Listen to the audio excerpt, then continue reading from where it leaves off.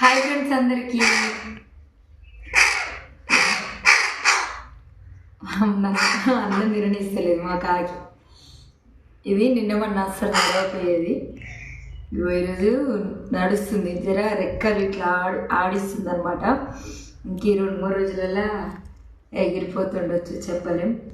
దీనైతే నేను బంధించలేదు, అయితే పోనీ అని వదిలేసిన.